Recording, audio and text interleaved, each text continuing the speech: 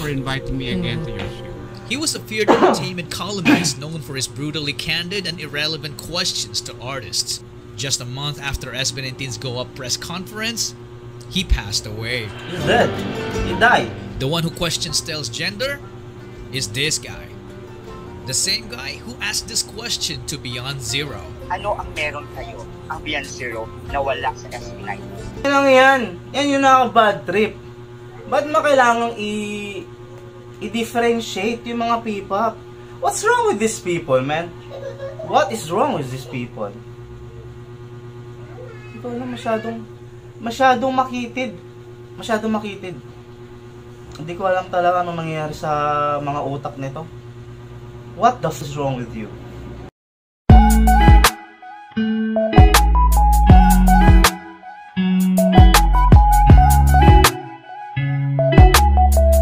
Pay very close attention to these clips. This is SB19 at their most broken state. And there's one thing in common behind these emotional breakdowns. Family. Family. In my years of supporting them, never have I ever seen them break down because of their critics and bashers. Except for this infamous interview. SB19 were called gay and accused of imitating K-pop. I'm not bothered by the fact that you sound like a kid. Tatang Robin rushed in to back them up. They were fine at Ang bait ni first, Tatang. smiling as they try to keep it together. Nung questioning sa atin nung una natin, offensive. Until they can't. Sino ba kayo? Ganun lang. Oy, wow. You can see tears in their eyes as they're trying to fight back as doubt starts creeping in. Then comes darkness in their eyes as if something inside just snapped. You see, even the toughest people can be broken. But throughout life, only one thing could put that look in a man's eyes. Vengeance. It'll be like they're listening to the Avengers of the Philippines. Damn! The Pero para introduction! sa akin yung masarap i-achieve. Yung mga bagay na imposible. Kinikilabutan ako! Nakaramdam na yung mga basher yung dati, kinakain nila yung salita nila. Tangina nyo, dapat talaga yan. Yan talaga pinakamasarap. Kainin nyo yung mga sinabi nyo, mga ulul. Tangina nyo lahat. Woo! Grabe ka, Chuck! Vengeance. Damn. Oh my God! Let's go! Intro pa lang! SB19 paved the way. You might be used to seeing the statement in the comment section of any SB19 related video, especially in response to those who doubt or downplay SB19's impact in the music industry. A chorus of fans will say this and repeat. Some find this repetition tiresome, annoying, even cult-like. But you know what? I'm one of those cult members, proclaiming this truth. It can't be overstated. If you understand how hard it was for SB19 to pave the way and blaze the trail, it's like being sent on an expedition into the unknown to achieve an insurmountable... Legit, man. Kulto ba kami? Oo na. Kulto, pre.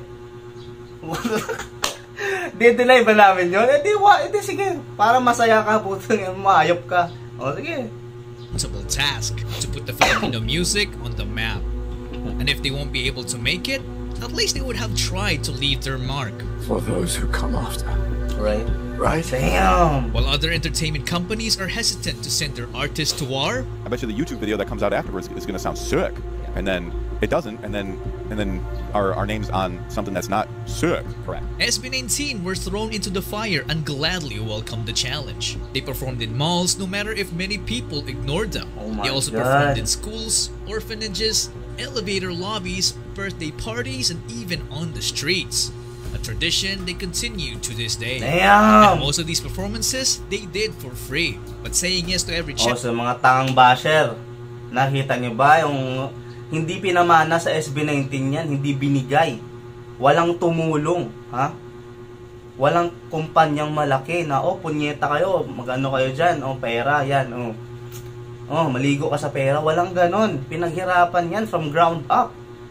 Kaya kung kasi, I mean, naawa ko sa inyo, hindi nyo kasi nararamdaman tong nararamdaman na. Hindi nyo mararamdaman yan, man. Wala kayong chance na maramdaman yan unless inopen nyo yung puso at isip nyo. Kasi yung utak nyo sarado eh. Ano eh, pang-tanga na utak, pang-bobo. Ayun yung utak ko dati. Isa din ako sa mga tangang yan. Di ba na, ano ba puta, ano yan? Ano yan, sayaw-sayaw, kanta-kanta? Ano, idol K-pop, ganyan din ako dati, man. And it doesn't benefit you in any shape or form. Ikaw lang yung tanga. Nag-e-evolve na ang mundo, ikaw nakatira ka pa rin sa kuweba. Tinatago mo yung katangahan mo, naniniwala ka sa katangahan mo mag-isa. Men, umiikot yung mundo. Nag-e-evolve na, kailangan mong buksan yan para makita mo na, uy, tanga pala ako. Diba? Kailangan mong buksan yan para maramdaman at masilayan mo ang makulay ang mundo. Ganun yan. Para sa'yo din yan. Elevator lobbies, birthday parties, and even on the streets. A tradition they continue to this day. Diba? And most of these performances, they did for free. But saying yes to every challenge comes with great risks. The kind of risk that could destroy their career before it even takes off. Back in early 2019, the boys were slated to perform as a side act at the fan meet of 2 visiting K-pop idols. SB19 were ready to go like it was just another performance night. After the main Korean act finished their intro number, they handed their mics to SB19 for the intermission. The show's host also handed off his mic. So Justin, Pablo, and Stel got their mics, while Josh and Ken were like, "What about us?" The host answered, "I'm sorry guys, but these 3 mics are all you got." This all happened in the last minute before SB19's performance. They had 2 options. Play it safe by backing out, or go all in, risking the possibility of messing up their lines and choreography. There were only 3 mics for 5 guys. But what happened next is just... Punyeta.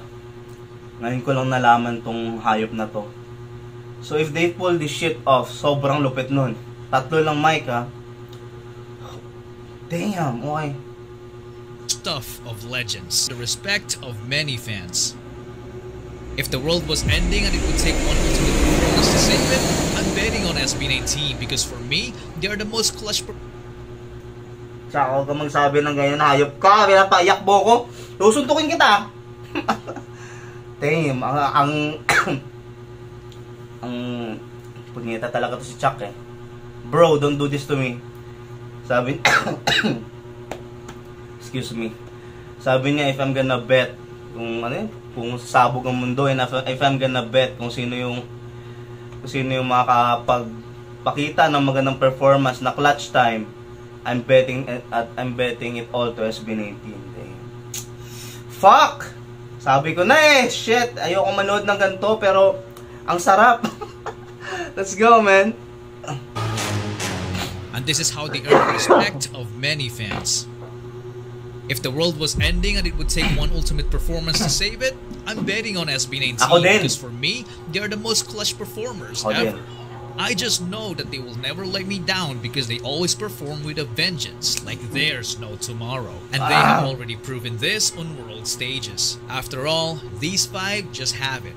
The guts paired with the ability to execute under heavy pressure, even if things don't go their way. Like their own company, turning on them. Fans have recently observed alterations on their social media account. Oh my God, man. Heavy to. Puta, may bibigat na mga topics. Shout out to my brother, Casual Chuck, bro. Sabi ko talaga palagi sa kanila, man, ikaw talaga the best sa ganito. The best fanboy and the best documentary na meron ng SB19. You've been here, bro. Ikaw ang lumaban nung wala pa kami. Ikaw lang mag-isa nun eh. Kaya, let's give flowers. I'm giving you the flowers, bro. Man, you deserve this shit. Man, let's go. And promotional materials, notably the absence of the name SB19. I don't want to bore you with legal terms, so let me explain what happened in the simplest way. The boys' contract with Show BT had just expired and they had decided to opt out of renewing it to instead build their own company. In the midst of the Pagtatag World Tour, Show BT chose to hold the SB19 name hostage. They were suddenly not permitted to use the name they had nurtured and strengthened, throwing their immediate future into chaos. So they had to come to an arrangement that would allow them to use their name again through an amicable agreement, which I presume to be a ridiculous amount of money or a hefty cut from their income. Yes, man. It's gotta be so big Napakalaking pera nun. We cannot even imagine that shit. Pangalan na SB19, sobrang hirap nilang tinaguyod yan. Tapos, hindi basta-basta ibibigay yan sa kanila ng show BT, ng basta-basta lang, no? Kasi, ano na yan parang yan na yung golden goose Parang, hindi naman bibigay sa'yo, mga basta-basta to, dapat bayaran mo kami ng ganitong kalaking halaga. And that's gonna be ridiculous amount of money. Sobrang mahal. Hindi na natin alam kung magkano, pero alam kong sobrang napakamahal. Kagaya ng pagmamahal ng SB19 sa atin. Napakagandang segue nun, okay? SB19. All of this happened in the last quarter of 2023. This was obviously a major setback to SB19's newly formed company, 1Z Entertainment. But remember how I described them as clutch performers? Turns out that they are also clutch when it comes to making major business decisions. Sorry to disappoint you, Show BT. You triggered my trap card, Solo Projects. Historically, when group members start going solo, Punyeta ka, gaya mo paggamit ng SB19. Pre, mag-solo tayo, lahat merong kanta. Lahat merong gigs, lahat merong performances, lahat merong ganap. Akala mo, punyeta ka, ayaw mo ng SB19 paggamit? Ayaw mo? Magsusolo kami. The one and only Filipino P-pop group that has lahat sila merong solo shit, diba? SB19 lang, may sariling company, may sariling solo career. Lahat sila, diba? Leads to the group's decline, even downfall or disbandment. For SB19, their solo projects kept their previous company from pocketing free lunch money off of their labors, while slowly funding their own baby, 1Z. Not gonna lie, that is one hell of a genius way to exact vengeance. Boy oh boy, how their solo careers flourished. Philip didn't waste time as he released his Bisaya language single Kanako. Siya pala pinakaunang naglabas. Kanako is one of my most favorite song of all time. May sariling kwarto siya na Kanako sa puso ko, Ken. Ay pa, di kita bias, pero I love you. Right in time for Christmas 2023. Ang pagin mo sa raw pera layo. Followed by Justin's first solo release, his international caliber Sunday Morning cover in January 2024. That may be all I need. And then a month later, he took us to a different world with Surreal. While we walk slowly under the trees. A couple of months after, Philip was still on his path to vengeance. Isa din to sa mga pinakagusto kong kanta sa mga solo career na Fake faces come and go. Putik, may ano pa ako, may ubo-ubo ako ngayon. Ano ba yan? Napagod ka kalakad sa arena, napakainit.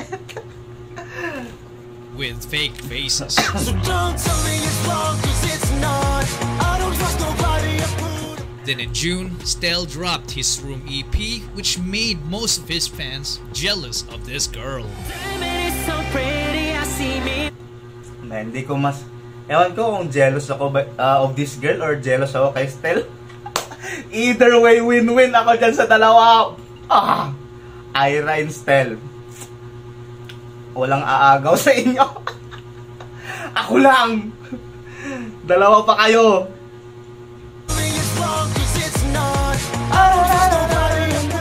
Then in June, Stell dropped his Room EP, which made most of his fans jealous of this girl.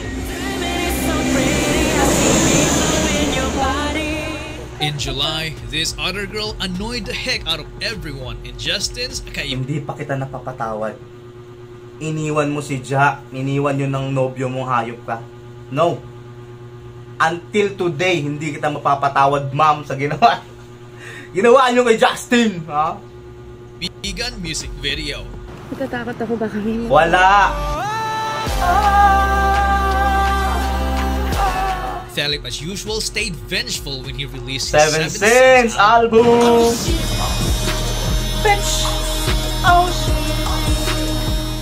Then come September, Josh Lost decided and it's his turn Found. with his gritty Lost and Found album. Kinakagat ang dilang, mawala ang sakit na dulot ng And finally followed by Pablo's double album, Alon. Alon. Back to back.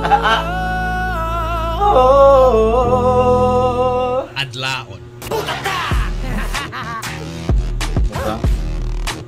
Damn. Hindi ko masyadong parang na-encapsulate yung gaano sila kagaling, pero I'm letting my brother Chuck do this shit, man. Sobrang grabe. Pinapamukha niya talaga sa lahat. Ang sarap, napakagaling, no? I mean, episode 7 na siya, pero parang in a way, parang na-encapsulate ni Chuck yung essence ng buong experience. Simula pa nung umpisa, parang ganun pa rin yung pakiramdam, no? Napakagaling talaga ni Chuck, man. I'm telling you, their individual talents leveled up like crazy in their solo era. Legit. Justin's world building, Philip's unapologetic creativity, Stell's aura farming, Josh's storytelling, and Pablo's pen game were the major highlights for me. And this only strengthened. Back-to-back album, magkano kayo? Sabi ni Pablo, sige lang mga brother. Una lang kayo, tapos maguli. Putik, nilabas, back-to-back, ayop ka. Ayop ka, Pabs. Their fan base who got more invested as they found out more about how strong each member truly is. And because of these solo projects, it became a very productive year for 1Z. But for ShowBT, not so much. Because the boys didn't release much as a group, just a few collabs from here and there. SB19 recently got him on a checkmate with vengeance. Checkmate! It must have been very frustrating for ShowBT. So much so that they decided to abandon the trademark that same year, which allowed 1Z to register it under them. And as of December 27, 2024, the name SB19 and its trademark finally belonged to its rightful owner. The main Inabandon nyo ba, mga ulol, ha? Ay, may lahat ng pwedeng daliri gamitin sa inyo. Pwede, ha? Inabandon nyo? Hindi kinaya. Wala ba kayong nakuha? Dapat sa inyo yan. Ha? Ang sarap. Your setback was finally over. And because of this, I can't help but feel that SB19 is somehow protected from bad things by some greater force we don't fully understand. Don't you agree? In movies, you could call it plot armor. Or in life, it's what some may call karma. Damn. Remember these journalists in the intro? I'm not bothered by the fact that you sound like a kid. The guy I remember them clearly until today, and fuck them. And rest in peace to that. Hindi kami sila namatay doon, pero rest in peace to it. Pero nung araw na ginawa niyan, fuck him. Pero he's gone now, and rest in peace. I'm sorry. Pero nung panahon na sinabi mo yan, okay, fuck you. Pero ngayon, rest in peace, rest in paradise po. Accused SB19 of imitating K-pop is this guy. Thank you naman for inviting me again to your show. He was a feared entertainment columnist Damn! for his brutal... Holy shit! Ngayon ko lang nakita yung itsura niya. Oh my God! Oh my gosh. Oh my gosh. Shit. Ano ba to? Sinabi ni Chuck na protected ang SB19 sa karma, tapos ito pinapakita niya ngayon, tapos sasabihin niya bang namatay ito, ganun ba?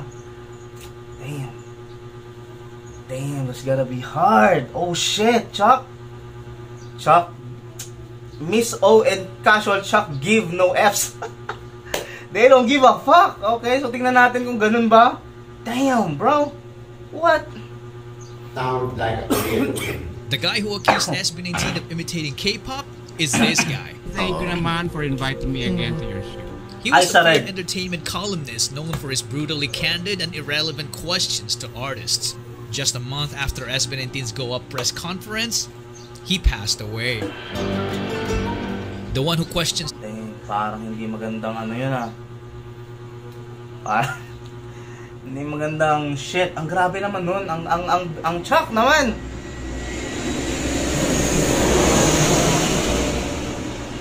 Grabe yun. Parang twist sa movie, no? Ang problema, totoong buhay yun. So parang yung ang nipis kasi nung margin eh, parang sabi ni Chuck parang 'di ba sinabi niya is karma, tapos gano'n, ito. Tapos biglang namatay ito, parang damn, grabe. Ang harsh nun, Chuck, grabe 'yun. Bro, what the fuck, man? Pero wala naman, that's the truth eh, no? Casual Chuck is just spitting facts. Damn, oh my god. The truth really hurts. Candid and irrelevant questions to artists. Just a month after SB19's Go Up press conference, he passed away. Kailan siya namatay? Invite me again to your show. He was a feared entertainment columnist known for his brutally candid and irrelevant questions to artists. Candid and irrelevant questions. Napakapangit, no? Sobrang, kung nakita niyo lang yung inis ko doon, pinagmumura.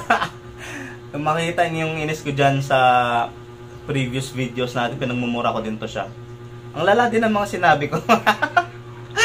Kaya, man, Chuck is good, bro. Pero, man, rest in peace to him, no? Pero, nakaka-bad trip lang kasi yung candid. Pwede pa siguro. Hindi ko alam yung meaning ng candid, no? Siguro, rude questions, ganun ba yun? Hindi ko alam. Pero yung irrelevant na word, nakaka-bad trip yun. Diba? Hindi ko alam, nasa code of ethics kasi siguro ng mga journalist yan, di ba, na dapat marespeto ka sa in-interview mo. So, doon pa lang, eto si sir, wala na to, di ba? Pagsakto doon. Tapos, magtatanong ka ng irrelevant questions. Putik, para kang nag-attend ng Winnie the Pooh, conference ni Winnie the Pooh, tapos nagtanong ka about kay Buzz Lightyear. Nagtanong ka about kay Elastic Man, kay Winnie the Pooh, di ba? Pangit yun pag irrelevant yung tanong mo. So yeah, I get it, man. The guy who accused SB19 of imitating K-pop is this guy. Thank you naman for inviting me again to your show. He was a feared entertainment columnist known for his brutally candid and irrelevant questions to artists. Just a month after SB19's Go Up press conference, he passed. Just a month, no?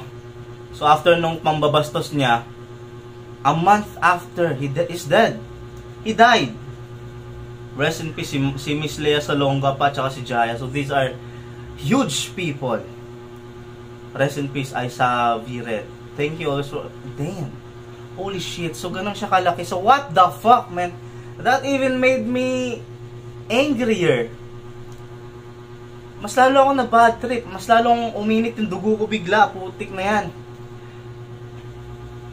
Lea Salonga and Jaya clearly knows this guy. Know this guy. I mean, parang nirespeto siya doon. Tapos ganito siya magsalita sa mga ini-interview niya. Man, rest in peace, bro, pero you're a piece of shit. You were a piece of shit. What the fuck? Akala ko parang lang siya, parang siyang vlogger and shit, na parang alam mo yung parang just sa gilid lang. Pero, he was him. What, man? Rest in peace to you, bro, but what the fuck man? What the fuck? Kinikilala ka, puta Silvie Lea Salonga, tapos ganun siya, the way siya magsalita sa mga upcoming artists, ganun. Ang pangit naman nun. Diba? But, what's done is done. Part of the legacy. Rest in peace. Rest in peace. What the fuck? Thank you naman for inviting me again to your show. He was a feared entertainment columnist known for his brutally candid and irrelevant questions to artists. Just a month after SB19's Go Up press conference, he passed away. He's dead. He died. The one who questions Stell's gender is this guy. The same guy who asked this question to Beyond Zero. Ano ang meron kayo, ang Beyond Zero, na wala sa SB19? Putang inang yan. Yan yung naka-bad trip. Ba't mo kailangang i-differentiate yung mga P-pop? What's wrong with these people, man? What is wrong with these people? Ito na masyadong makitid. Masyadong makitid. Hindi ko alam talaga anong nangyayari sa mga utak nito. What the fuck is wrong with you?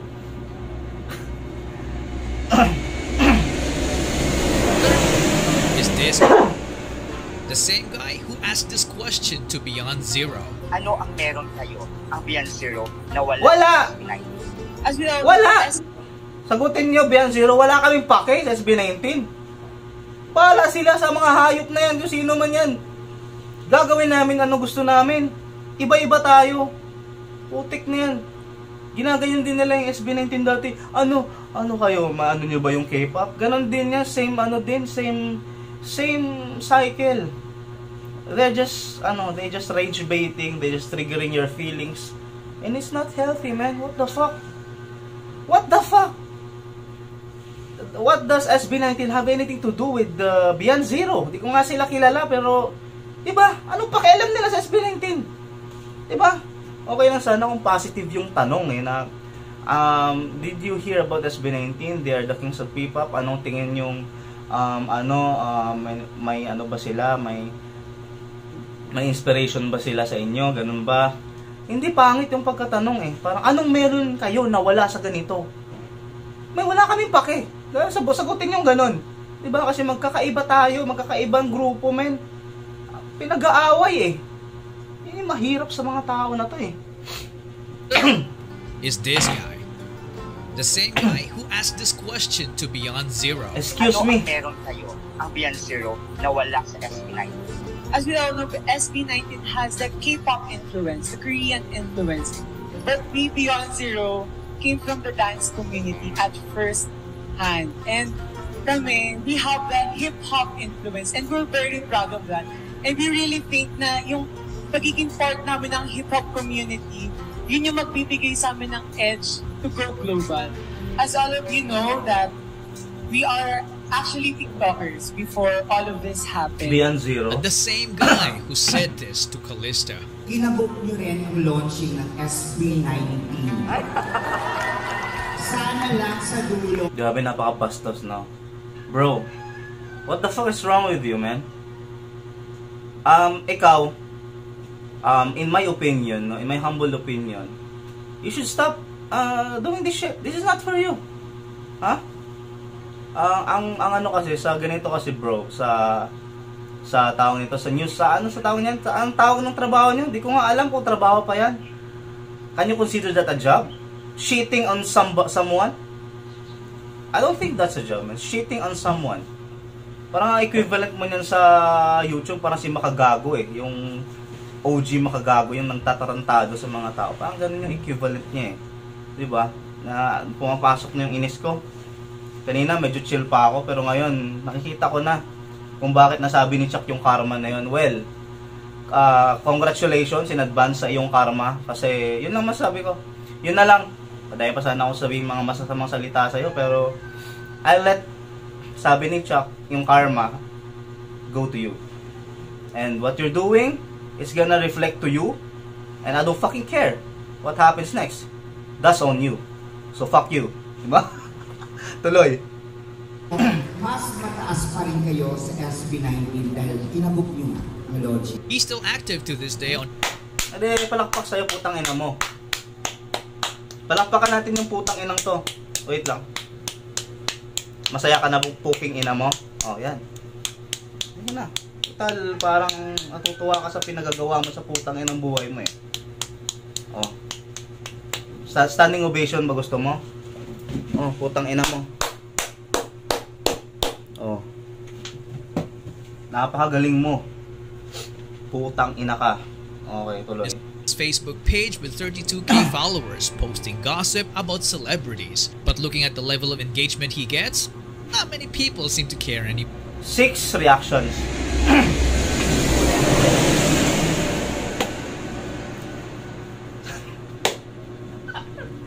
Yung 6 reacts. No wonder why, di ba? Dapat nga 666 yung reactions diyan. Di ba? Para talagang bagay sa iyo. Okay. More. But what about Beyond Zero? Honestly, I don't know.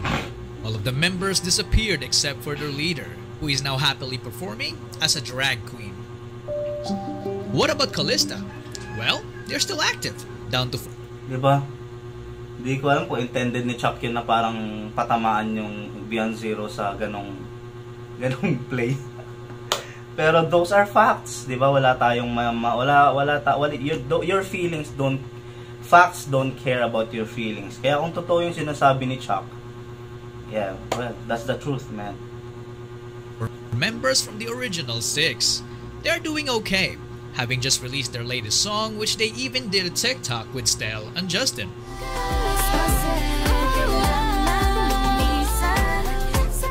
Now I'm sure you recognize these folks.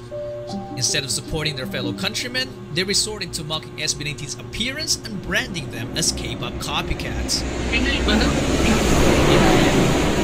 Because of the backlash they holy shit, Renz Virano, one of the OPM legends. Ngayon ko lang nalaman. Ang alam ko lang may issue dati si Ray Valera lang, pero ngayon si Renz Virano. Oh my God, bro, what the fuck? This is unfolding to my face right here. What the fuck? Okay. They deleted their video without any apology and moved on as if nothing had happened. Then just a few months ago, one of them did something quite surprising. Renz Virano performed SB19's Go Up.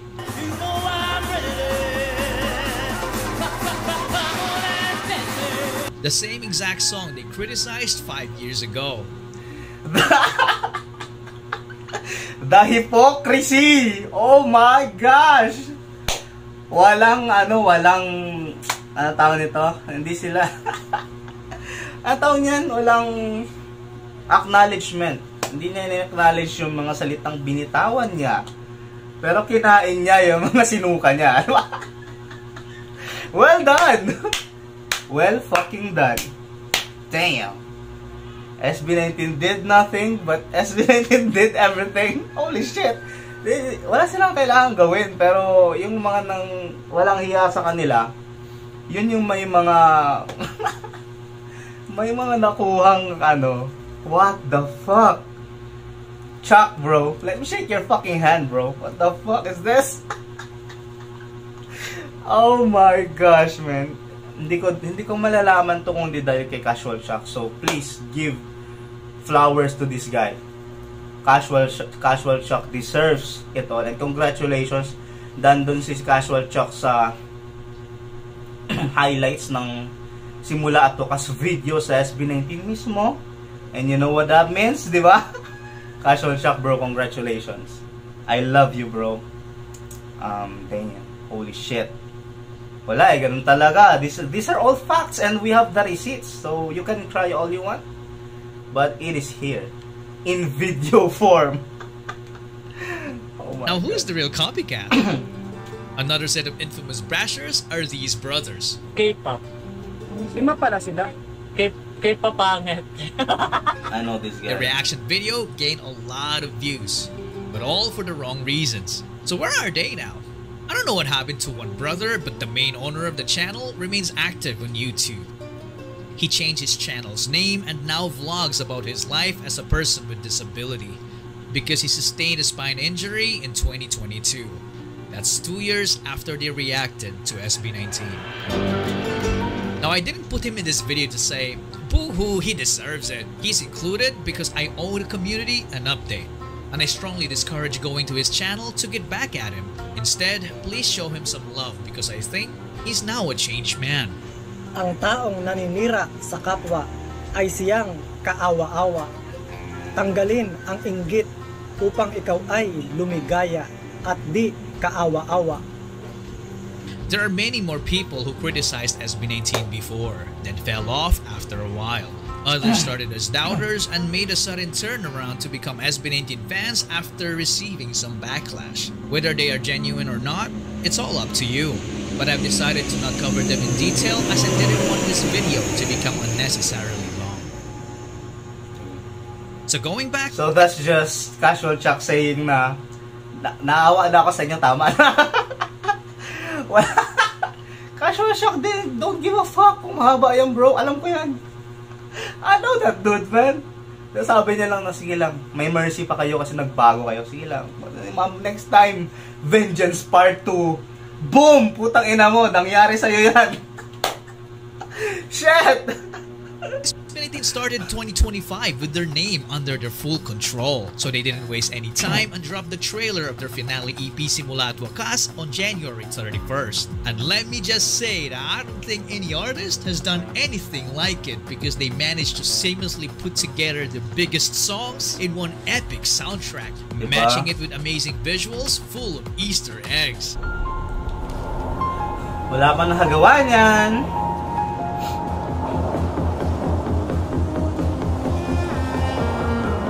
May ilong ko, putik.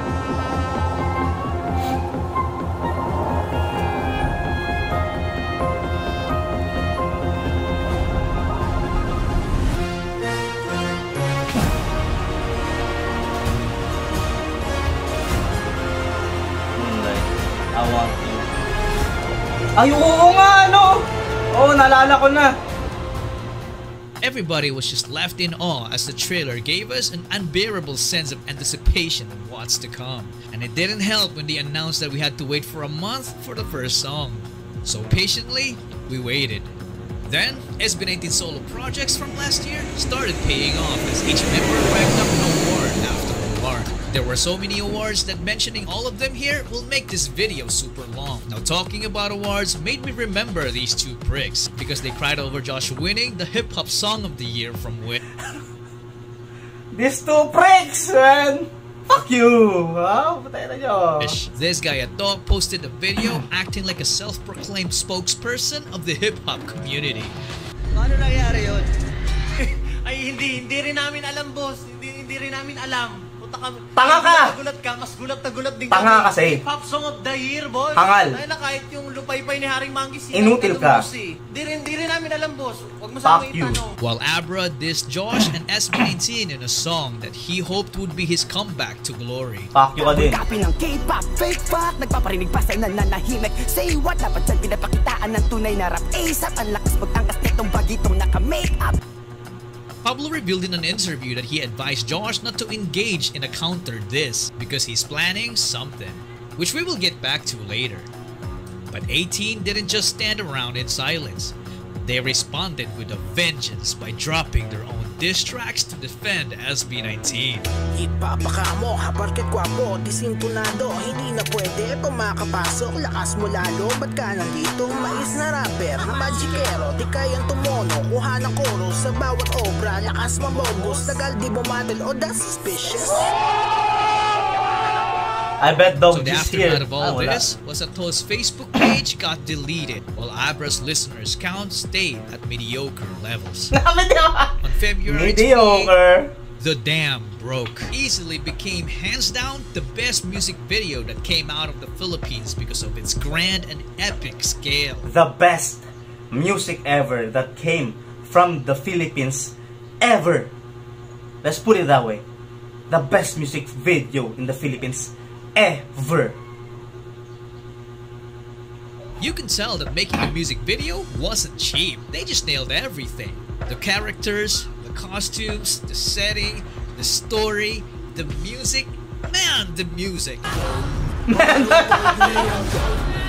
It was so unique that you would never think of hearing it anywhere else. The clever use of Filipino traditional instruments also made it stand out as a masterpiece. Oh my God! My favorite thing about the song is the lyrics. Like, who the heck talks about self-accountability and the less desirable things like temptation and greed? Pablo's writing is just second to none. The music video racked up 1 million views in 10 hours. And after 24 hours, it quadrupled that amount. The view count of the MV kept rising to the point of it becoming #1 trending in the country. And SB19 weren't done.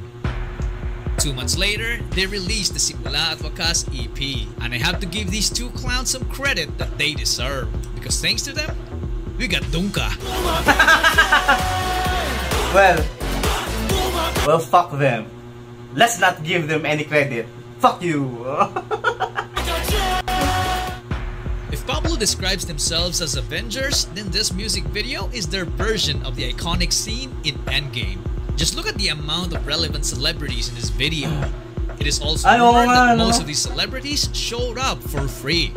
What I love about the music video is that it exuded so much Filipino pride with so many cultural references. Yes. I appreciate the fact that they are fighting for artistic freedom, the same exact thing that I am fighting for. But my favorite part of the music video is when Pablo finally executed that plan. Let me just say this na, di ba? Artistic freedom pinaglalaban ng SB19. Pinaglalaban din ni Chuck yung artistic freedom. Pinaglalaban ko din yung sariling style sa pag-react. Hindi pwedeng... Marami kasi nagko-comment din madalas. Pero hindi na ngayon. Kasi mahal na ako ng masters. I have my own community and they love me very much. And they know me. Personally even. No? Pero dati meron yan na parang kinokontrol na, huwag kang ganito, huwag kang ganyan. Shit! Wala naman ako ginagawa mali ah. Diba? Hindi naman ako nananakit ng tao unless sila nanakit sa akin. Nanakit sa atin. Diba? And kung ano ko dyan, parental guidance kailangan dyan. Kung marinig ng anak mo yan, I'm sorry, pero that's your responsibility. So, freedom yung kailangan natin dito. Hindi naman tayo nananakit ng tao. Hindi naman ako nang-aagrabyado. I'm just, here watching videos, staying as me, na walang nasasaktan, di ba? At fun fact ko lang, si idol ko si Shay, pinaglaban niya din yung freedom ng artistry, battle rap sa Pilipinas. Kasi nag-battle siya sa Davao. At hindi nyo na kailangan malaman ng history, pero pinaglaban niya ang artistic freedom ng battle rap sa Pilipinas. Shay, I love you man. Tuloy. To exact vengeance. Kasi dito basta-basta pusta di mo kaya, oy. Lumpa! Kapag ako na, nagpakawala, baka ikaw pa paghahanapin nila. Another music video that dropped the same day was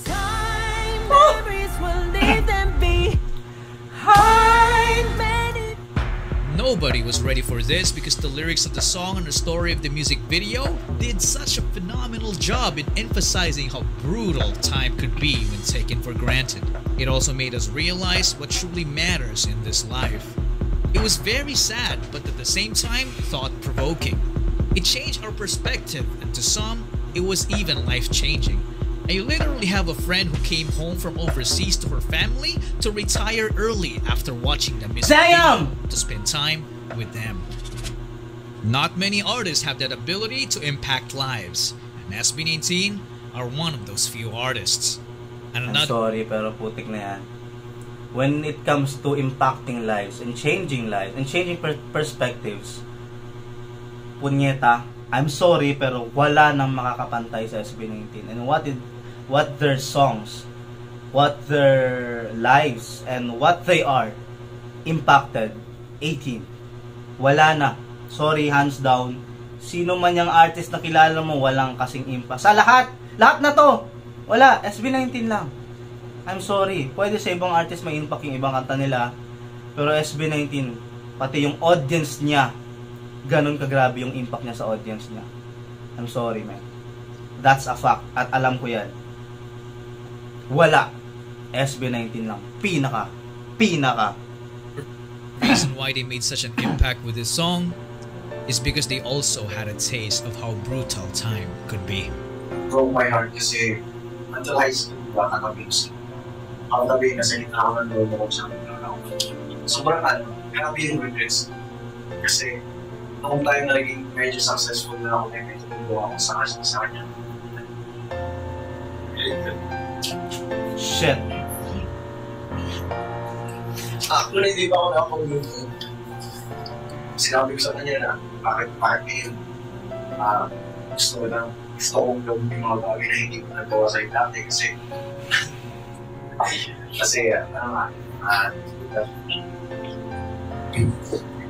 pero parang kayo, feeling ko late na.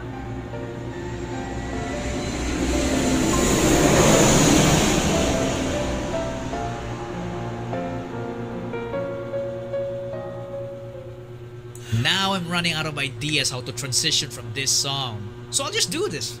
I came in like a This song would easily be their title track and no one would even complain. The swag in the chorus just makes you feel like some invincible badass. Okay. But if you like rock, here comes Philip's Quit. Chuck, sorry. Quit number one? Ha?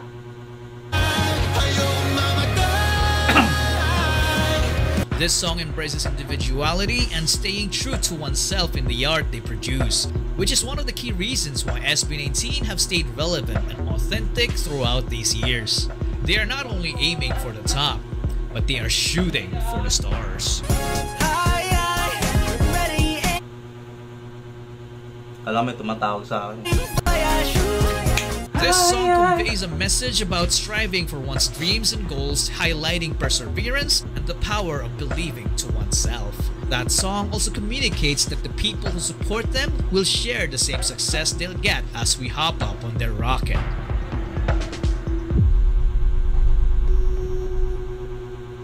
Damn, the editing of Chuck! So to wrap it all up, SB19 Simula at Wakas EP was an epic comeback.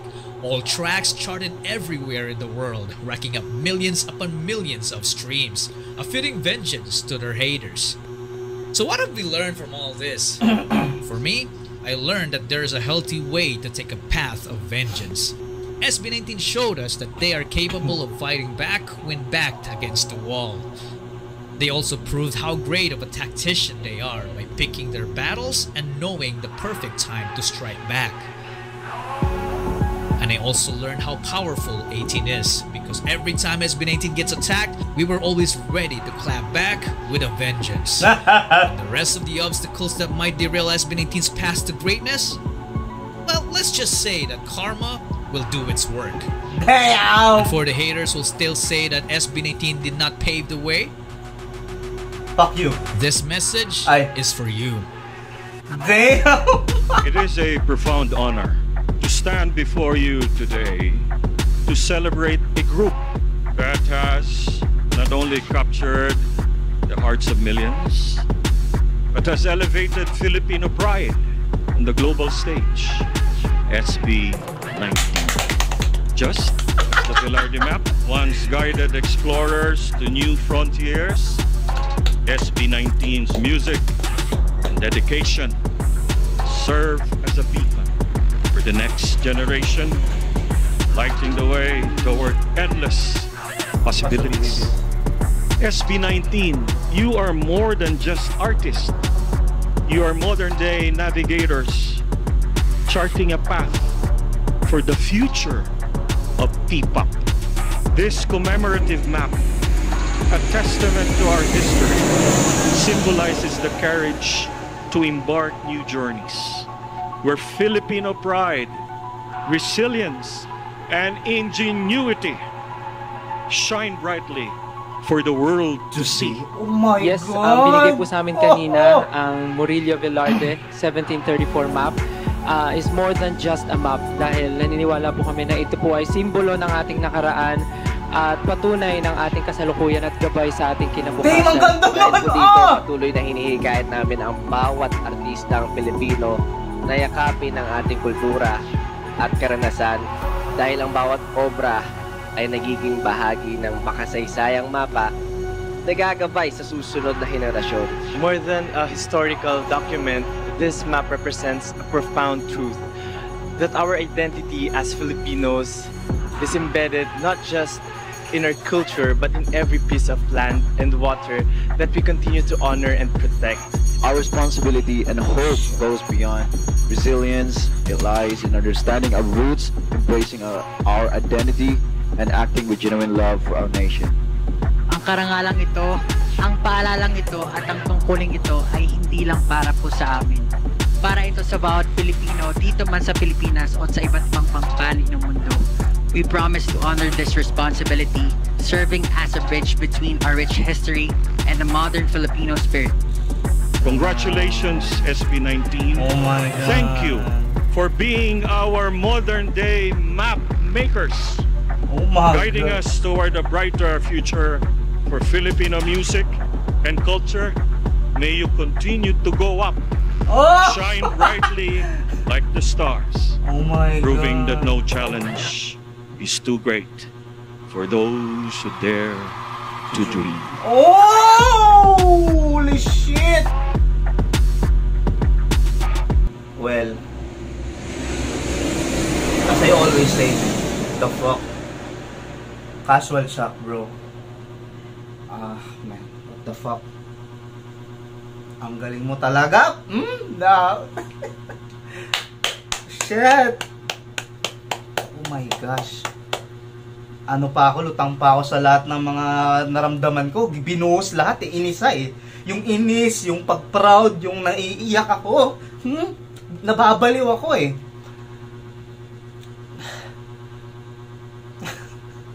Hindi ko na alam yung sasabihin. I'm just proud of SB19. I'm proud to be an 18.